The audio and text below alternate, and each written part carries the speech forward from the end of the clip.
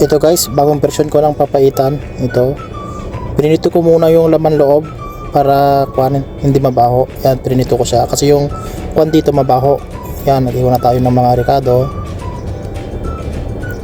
Yan, sibuyas, bawang, saka luya. Yan, napirito ko na yung laman loob. Magigisa na tayo. Yan, mantika, maglagay ng mantika. Tapos yung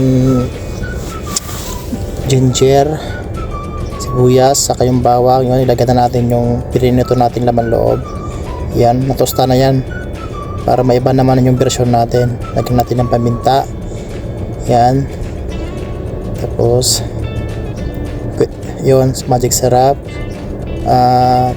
asin. Yun, tapos pwede natin lagyan ng tubig. Yan, yan, mga kwan lang yan, 1 liter na tubig. Tapos itong ginagamit ko dito, papaitan powder, kasi walang kwan dito, updo. Yan, or yung kwan. Tapos bigyan natin ng lemon. Yan, ito na,